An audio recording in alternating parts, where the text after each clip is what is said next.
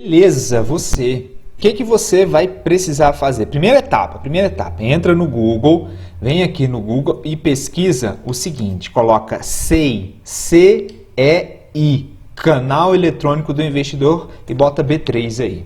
Ó, CEI, entra no CEI, Canal Eletrônico do Investidor. Quando entrar aqui, você vai precisar se cadastrar, tá? Se você não tem, você precisa lá gerar a primeira senha ou esquecer minha senha, você coloca lá o seu CPF, você coloca a sua senha e aí você vai acessar o canal do investidor da B3 e vai acessar isso aí. Essa é a primeira parte. Entrar no Google, colocar CEI B3 e esperar para entrar lá no site da B3, onde tem todas as suas informações de investidor. Beleza. Segunda etapa é você vir aqui na terceira aba do site, extratos e informativos e vir aqui em negociação de ativos. Quando você abrir essa tela, aqui vai ter a instituição, a corretora, tá? Aqui eu tenho várias, mas eu vou fazer para vocês a do Banco BTG, que é a mais simples, tá? Então, eu venho aqui, Banco BTG, e vou pegar a partir de quando? 1º de janeiro de 2020 até 31 de 12 de 2020. Por quê? Porque é o período da declaração do imposto de renda que eu preciso fazer. Então, eu não preciso criar muita firula, porque o que eu preciso é do dia 1º de janeiro até o dia 31 do 12. E vou botar aqui para consultar, tá? O que eu vou fazer? Aqui vai aparecer todas as minhas negociações que eu fiz no Banco BTG no ano de 2020. E vou pedir para exportar para Excel. Beleza, abriu a planilha, tá? Eu vou habilitar a edição e a primeira etapa para a gente começar a construir os dados para colocar lá na declaração do imposto de renda é formatar essa planilha para que os dados possam ser trabalhados, que a gente possa colocar as fórmulas para fazer os cálculos para a gente. E a gente precisa tirar todo o elemento textual dessa planilha. O elemento textual está presente aqui, ó, nessas primeiras linhas aqui, que é o cabeçalho. Você vem, clica com o botão direito e pede para excluir. Outra coisa que você precisa excluir é o rodapé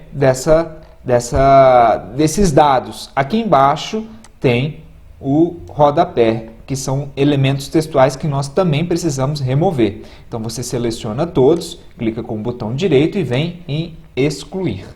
Outro ponto que nós precisamos excluir para formatar a planilha de maneira que ela possa aceitar as nossas fórmulas é excluir essas colunas, a coluna A, que não tem serventia para a gente, a coluna do prazo, que também não tem serventia para a gente, e essa coluna aqui, J, K, L, que vai atrapalhar também o desenvolvimento da nossa planilha, tá? Então a gente vai deletar isso aí.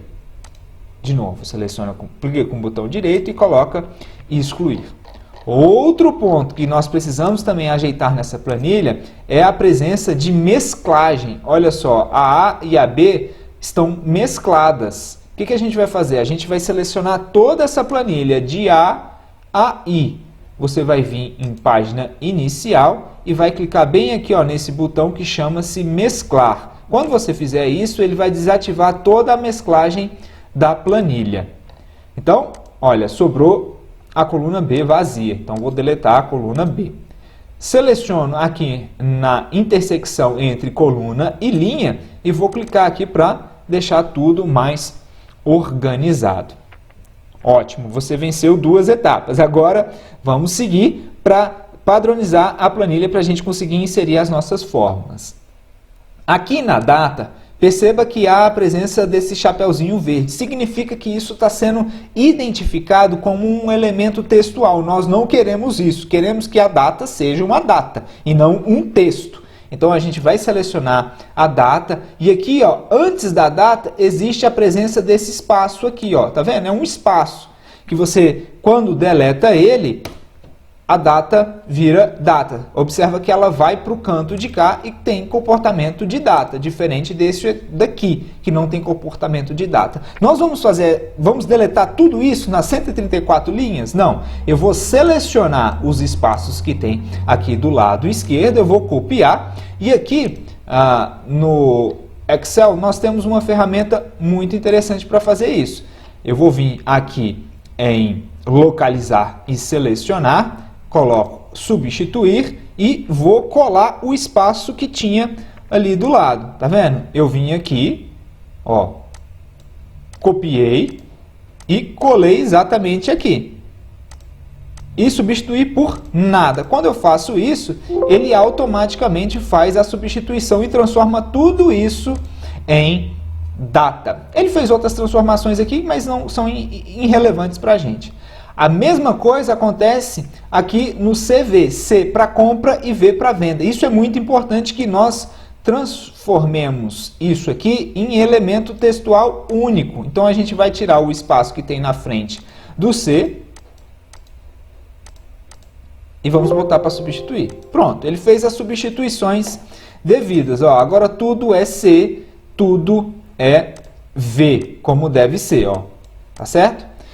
Joia. Outro ponto importante é que aqui ele tem a presença de V, quantidade e o valor. Só que tem um problema. Quando a gente considera a venda da mesma forma que uma compra, quando a gente for consolidar tudo isso, ele vai somar a quantidade de compra com a quantidade de venda. Por isso, nós precisamos transformar a quantidade de venda em um sinal negativo representando saída. Então, por exemplo, aqui eu tenho uma compra de opção da Petro de 500 e uma venda de opção da Petro de 500. Então, essa venda eu vou colocar negativo. De modo que quando eu faça a soma entre esses dois, vai mostrar que eu não tenho mais nada no ano, então eu não preciso declarar isso aqui em bens e direitos. Mas nós vamos fazer para cada uma das vendas manuais? Não. O que a gente vai fazer? A gente vai fazer uma fórmula.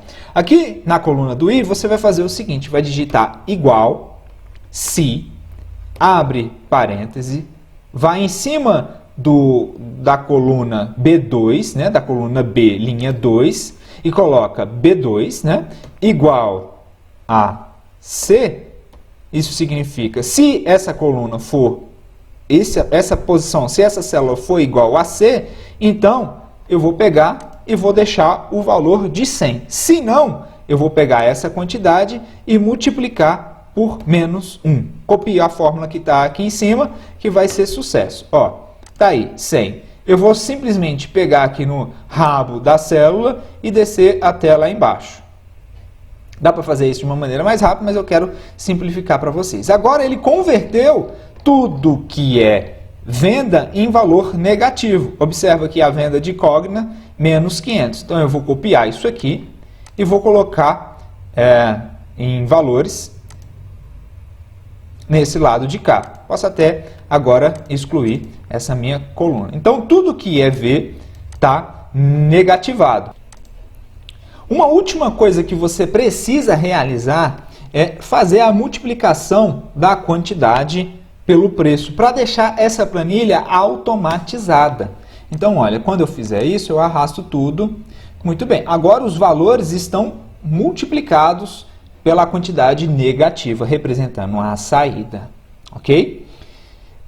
Beleza. Já extraímos a planilha Excel, já formatamos da maneira adequada. Agora, nós vamos colocar esses dados em uma tabela dinâmica. Como é que você vai fazer isso? Você vai selecionar os dados. Selecionei todos os dados e venho em inserir tabela dinâmica. Quando eu faço isso, aparece a nossa tabela dinâmica. Como é que você vai montar esses dados aqui da tabela dinâmica? Eu vou até botar aqui, ó, tabela dinâmica.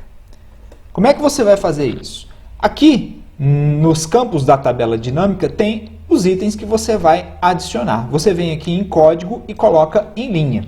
E aí ele vai colocar todos os seus tickets, todas as suas ações, BDRs e ETFs e fundos imobiliários aqui na sua linha dessa corretora em específico.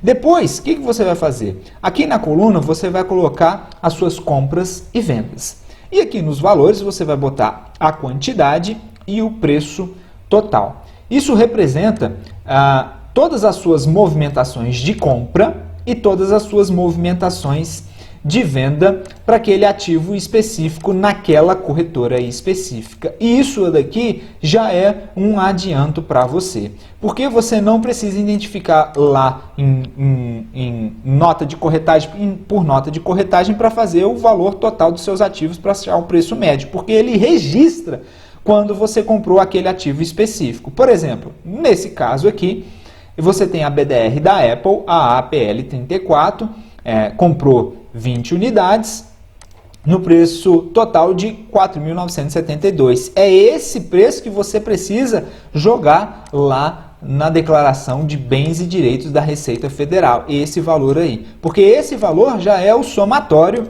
dos valores que você adquiriu. Quando você clica aqui, ó, em total soma de quantidade, ele vai mostrar quando essa pessoa comprou aquele teu ativo de maneira consolidada. Então, no dia 11 de agosto, essa pessoa comprou 10 unidades no preço de 240. No dia 19 do 8, ele comprou 10 ao preço de 256. É justamente o teu preço médio, é o somatório disso aqui, é isso aqui que você tem que declarar para a Receita Federal. Para você achar o preço médio, é só você somar os valores totais, a quantidade e dividir um pelo outro, você vai achar o preço médio. Então, nesse ticket em específico, você tem um preço médio de R$ 248,60. Isso é legal para você anotar, porque no próximo ano, quando você realizar uma venda, você tem que fazer o cálculo do ganho de capital sobre o preço de custo de 248, tá certo? Então eu vou apagar essa planilha 7 para continuar a nossa explicação aqui na tabela dinâmica.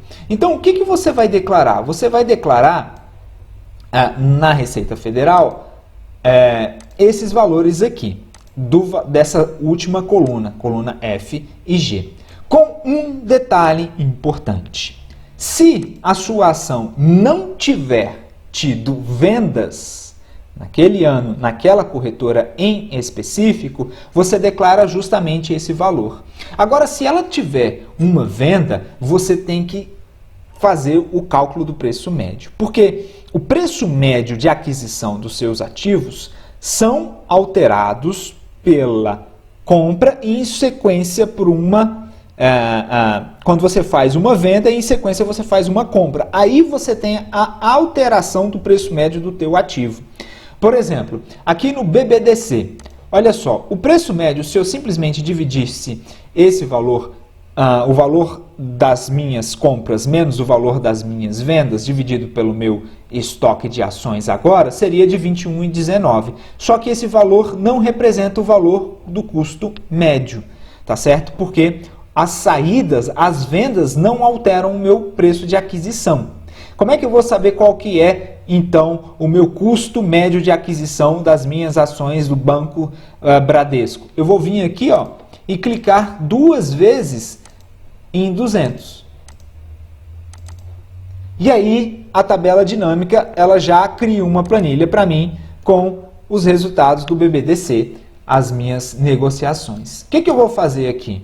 Eu preciso filtrar isso aqui pela data. Então eu venho aqui em página inicial, classificar e filtrar e clico em filtro. Eu venho aqui e organizo a minha data por data de aquisição. Então olha só, eu tenho uma compra de 200 a 22,49, depois eu tenho uma venda de 100 ações. Olha só, aqui eu posso fazer o seguinte, só para você entender, você não precisa... Eu vou colocar aqui, ó, subtotal. Você não precisa fazer dessa forma que eu vou fazer aqui, mas olha só. Agora, se eu considerar que eu comprei essas ações no dia 23 de julho e vendi no dia 27, agora então eu só me resta 100 ações, correto? Eu comprei 200, vendi 100, mas qual que é o meu preço médio de custo? É justamente o 22,49, porque eu só fiz uma entrada. Então, eu tenho no meu preço médio de custo uma única compra. Mas depois eu vim aqui e comprei no dia 4 de agosto mais 100 unidades de BBDC. Então, agora eu tive a alteração do meu preço médio. E como é que eu vou fazer para achar o meu preço médio? Eu vou somar o 100 com o 200. E depois eu vou somar os valores totais. Eu vou somar 2.249.000 e 4 2.249 e 4.310, deu 6.559. E disso aqui eu vou dividir o valor total pela quantidade. Se você quer saber o porquê que esse é o valor do custo médio, você veja esse vídeo que vai aparecer aqui agora, que eu vou mostrar para vocês, que eu mostro para vocês a fórmula de cálculo matemática para achar isso aqui. Mas entenda, R$ 21,86 é o meu preço médio de aquisição. E aí depois, no dia 4 de setembro, eu fiz uma venda. E agora eu tenho lá na minha carteira só 200 ações de BBDC. E qual que é o preço médio? É esse por esse? Não, é só R$ 21,86. E eu faço a multiplicação de 21,86 por 200 unidades. Então, o meu preço médio de aquisição é R$ 21,86. Eu tenho 200 unidades. Então, no dia 31/12/2020, eu deveria declarar lá na declaração do Imposto de Renda da Receita Federal R$ 4.372, 4.372, tá? Indicando também as quantidades. O que eu vou fazer? Eu vou vir aqui na minha tabela dinâmica, ó, 21,19 seria o valor, mas o valor ajustado é 21,86, tá certo? Então eu vou colocar aqui, ó, valor de custo. Meu valor de custo da BBDC é 21,86. Eu posso até multiplicar aqui 4.372 é o valor que eu tenho que declarar lá para a Receita Federal. Valor a ser declarado. Declaração de Imposto de Renda Pessoa Física 2020. Joia? Para esse de cá, é justamente esse valor aqui.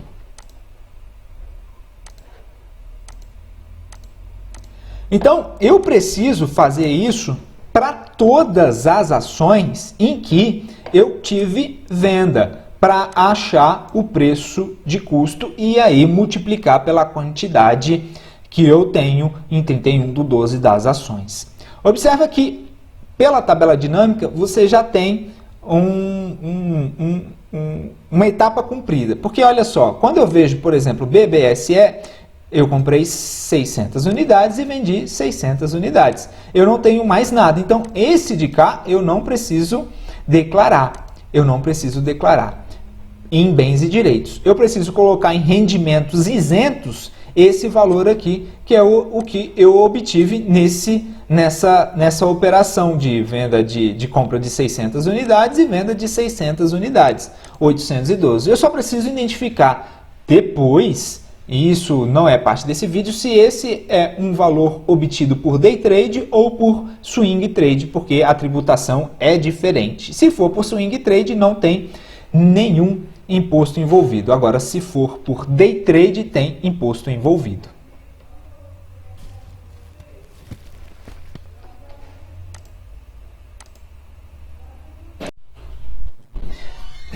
Bom, então o que eu vou fazer? Eu vou fazer para todas as ações que me restou saldo, me restou alguma quantidade em carteira, né? E as que estão zeradas eu não vou me preocupar. Então eu vou colocar aqui em uma cor cinza, mostrando que está zerado essa minha operação específica.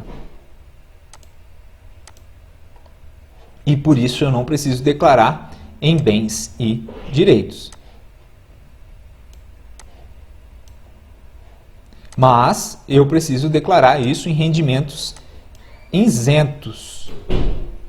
Em bens e direitos eu não preciso. Outro ponto que eu posso já identificar é que as que não realizei venda, são simplesmente aquele clássico holder, eu não preciso achar o preço médio, porque o preço médio já está estabelecido nesse total aqui.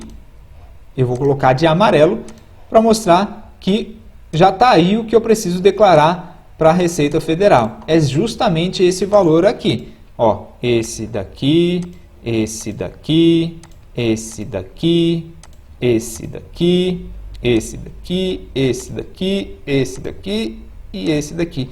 Tudo isso aqui eu já posso declarar para a Receita Federal, porque é o valor correto, que é o somatório das minhas aquisições. Tá certo? Agora, nesses de cá, eu preciso achar o valor de aquisição, o custo médio de aquisição para cada um desses ativos aqui. Então, olha só, eu vou fazer aqui da Braskem e depois eu vou passar bem rápido o vídeo para que o vídeo não fique muito longo para você assistir. Então, ó, Braskem, de novo, clico 2 vezes em 500, seleciono todo o cabeçalho, faço o filtro, organizo em termos de data, então eu tenho uma compra e 2 vendas. Após isso aí, eu tenho um subtotal. Quanto me restou aqui de Braskem? 100. Qual que é o preço de aquisição dessa 100? 23,28. Esse é o meu subtotal. Depois eu fiz 4 compras e justamente vai alterar o meu preço médio de aquisição. Somo as quantidades, somo os valores totais, divido um por outro e aí eu obtenho o meu preço médio da Braskem. Ó, meu preço médio é 23 vezes 500, 11.500 é o que eu preciso declarar. Veja que é maior o valor do que o calculado pela tabela dinâmica, justamente pela presença dessa venda aqui, dessas vendas aqui. Beleza, depois que você fez tudo isso, a gente precisa identificar o CNPJ de cada um desses ativos, tá? Como é que eu faço? Eu faço de 2 maneiras, mas acabei gostando mais de uma segunda. Eu entro no Google e coloco o ticket da empresa, por exemplo, BBDC, e coloco na frente o CNPJ, assim, CNPJ. E aí o Google já vai me trazer o CNPJ como fonte lá da própria B3, do antigo site da BMF Bovespa, tá? Hoje é B3, mas ainda fica registrado muita coisa como isso. Então eu fico colando, fazendo exatamente isso. Pego o ticket da empresa e coloco o CNPJ. E vai aparecer para mim sempre o CNPJ desse ticket. Ó, Braskem apareceu e BTOW3 também vai aparecer. Vou botar BTOW3 CNPJ, vai aparecer. Quase sempre aparece fonte aqui do site da BMF Bovespa. Eu gosto sempre de conferir o rótulo do site para saber se é isso mesmo. Olha só, um ponto importante. BDR, você tem que colocar o CNPJ da instituição custodiante. É um pouco difícil de achar esse CNPJ. Você geralmente vai achar isso não no site da B3, mas na nota de custódia da BDR. É um pouco mais difícil. E também ETF você tem que colocar o nome do CNPJ, o CNPJ do fundo. BOVA11, BlackRock, eu sei já de cabeça, e Disney e Meli é B3. Beleza, vou preencher aqui mais rápido para você ver como eu fiz isso.